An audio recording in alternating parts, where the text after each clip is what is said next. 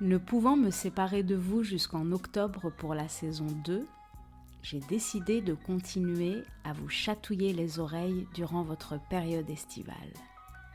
Effectivement, nous continuerons à nous retrouver chaque mardi cette fois, mais je serai seule derrière le micro et je vous narrerai des textes, des histoires de différentes personnes qui ont bien voulu prêter leur plume au micro de Meshaou. Je vous en dis pas plus. Meshaou, Meshaou. 1001 épouvantes. Une montre au verre cassé, trempée dans la boue et la pluie, affiche minuit passé. Endommagées, ses aiguilles ne bougent plus.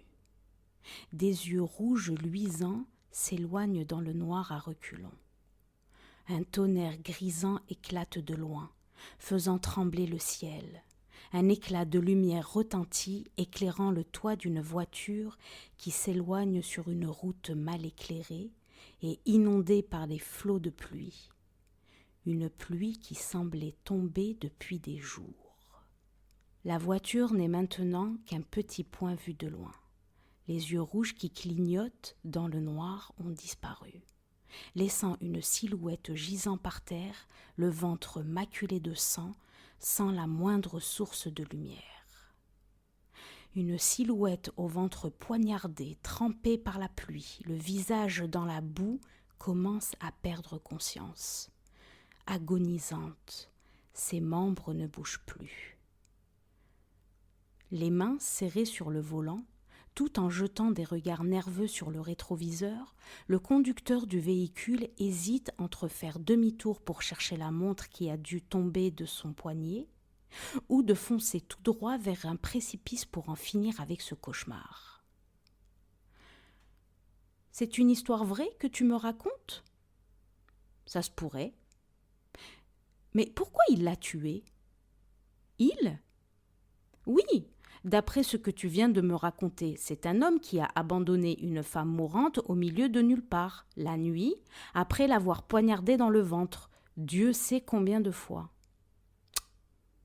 J'ai bien dit le conducteur. Ça pourrait bien s'agir d'une femme.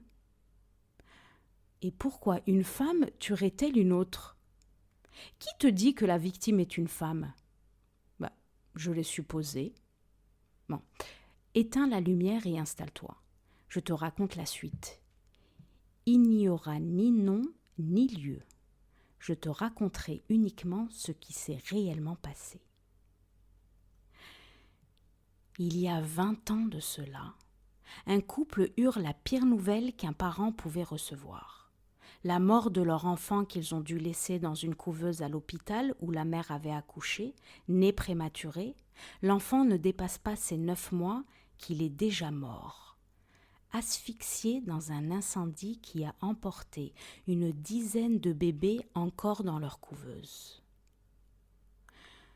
Dans la petite ville où ils habitent, la nouvelle du drame circule plus vite qu'un feu dans un champ de blé. L'hôpital en question fut rénové, mais les couches de peinture n'ont pas pu couvrir l'odeur des petits corps brûlés. Des cris des infirmières et leurs pleurs, les pleurs des mères retentissent dans la ville toutes les nuits. Cela semblait durer une éternité. La petite ville paisible où tous étaient heureux a perdu son sourire. Avec le temps, l'histoire de la nuit maudite où les flammes gigantesques ont englouti un hôpital prend une toute autre tournure. De bouche à oreille, l'histoire se voit nourrie de détails n'ayant jamais existé, passée d'un fait divers à une histoire d'épouvante qu'on se raconte autour d'un feu. Certains affirment même avoir entendu des pleurs d'enfants la nuit, quand ils rentraient tard de leur travail ou quand ils s'aventuraient près de la zone où l'hôpital était bâti à l'époque.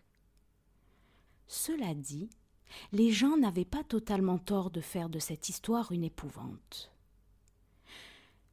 Quelques jours après l'incendie, un autre événement tragique secoue la ville. Certains pensaient même à quitter les lieux pour de bon, n'étant pas habituée à ce genre de nouvelles. Un beau matin, l'on découvre un cadavre en décomposition à la sortie de la ville entre buissons et arbres. Le cadavre découvert était celui d'un des parents touchés par le drame de l'incendie. On avait pensé à un suicide, mais c'était un meurtre. Les enquêteurs n'ont pas tardé à mettre la main sur le meurtrier à l'aide d'une montre. Des empreintes difficilement relevées sur l'indice retrouvé dévoilent l'identité du tueur. Sa femme. Cela explique son calme dérangeant quand elle avait appris que son mari fut retrouvé poignardé dans la forêt.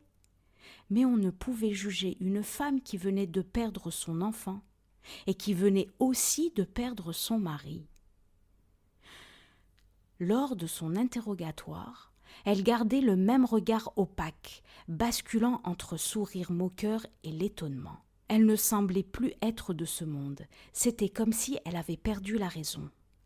Le détective, habitué à ce genre de mise en scène, ne s'y prend pas à son jeu et continue son travail. Il lui indique la montre retrouvée sur les lieux du crime en lui demandant si l'objet lui appartenait.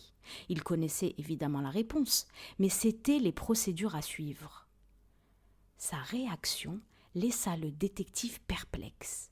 Elle bondit de joie en voyant sa montre et se redresse brusquement pour la saisir et la remettre à son poignet, et elle l'admire. Un sourire de satisfaction sur ses lèvres, puis sourit à l'homme face à elle en lui demandant de continuer son jeu de questions. Elle paraissait ne pas savoir qu'elle était accusée pour une affaire de meurtre et qu'elle risquait la prison ou pire. « Pourquoi l'avez-vous tué ?» Aucune réponse. Bon, il se fait tard. Je te raconterai la suite de l'histoire demain. Dors maintenant. Tu me le promets ? Promis. Le lendemain soir, l'histoire reprend. Dans une chambre éclairée par l'unique bougie allumée, une ombre allongée par la flamme de la bougie fredonne un air joyeux en se caressant le ventre. Des cheveux épais et longs couvraient son visage pâle, laissaient entrevoir un sourire. Fatiguée et à la fois satisfaite, bercée par le bruit du vent, elle souffle sur la flamme et dort d'un sommeil profond. Un sommeil qui ne tarda pas à être interrompu. Elle sentit la lourdeur d'une petite bête qui rampait sur la longueur de ses jambes jusqu'à atteindre sa taille, puis sa poitrine, puis son visage. Encore ensommeillée, elle crut halluciner. Elle essaye tant bien que mal d'ouvrir les yeux, sentant une respiration autre que la sienne. Elle essaye de crier, mais ne sort rien de sa bouche, faiblement ouverte. Paralysée, ses membres ne répondaient plus à ses mouvements désespérés pour sortir du lit et allumer la lumière.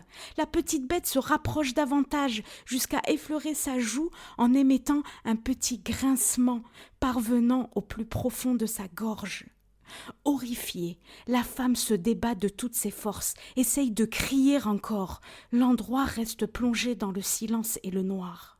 À ce moment-là, la porte s'ouvre, laissant de la petite lumière se faufiler à l'intérieur. Et là, elle l'aperçoit enfin. Une petite créature aux yeux ouverts d'une fine peau lézardée de veines, dégoulinant de bave.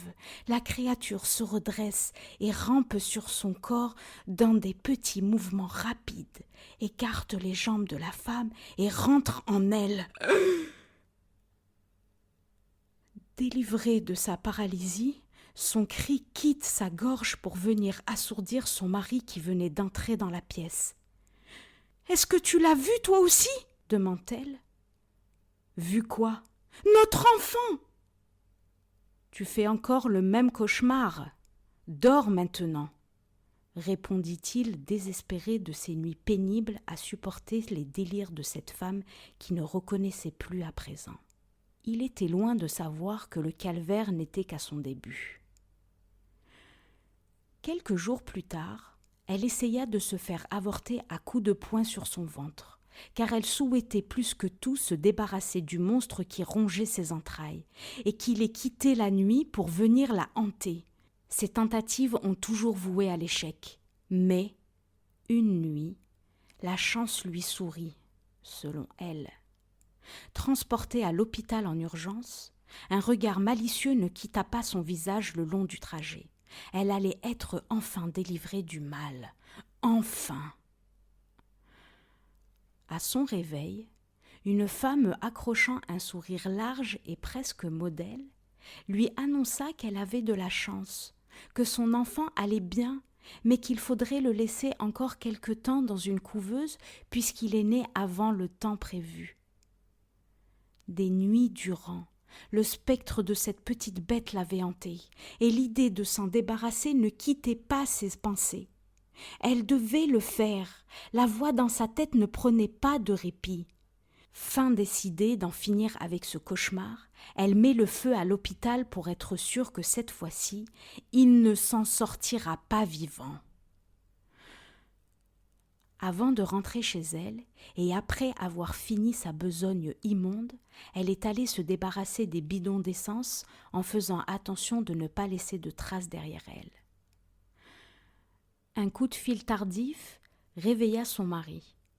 Surpris de ne pas la trouver à côté de lui, debout dans la cuisine, il n'a pas le temps de digérer ce qu'il venait d'apprendre qu'elle rentre, trempée de la tête aux pieds, empestant l'essence.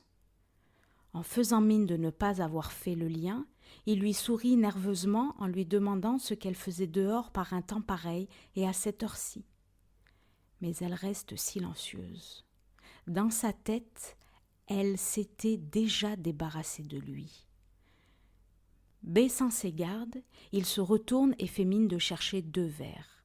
En se retournant, elle était déjà plantée devant lui, et sans hésiter, elle enfonce un couteau au creux de son ventre. Une fois n'était pas suffisante, une 2e fois, une 3e et 4e fois, jusqu'à ce qu'il ne pouvait plus tenir sur ses jambes, il s'écroule dans une flaque de sang, les yeux ouverts. C'est affreux! Et ce n'est pas tout. On dit que cette femme a passé le reste de ses jours enfermée. Dans une cellule en prison? Non, dans un asile. L'on raconte aussi qu'elle est morte peu de temps après son incarcération. Elle est morte comment? Je ne saurais te le dire. Tu veux entendre une autre histoire maintenant? Signé Huneida Hidesh.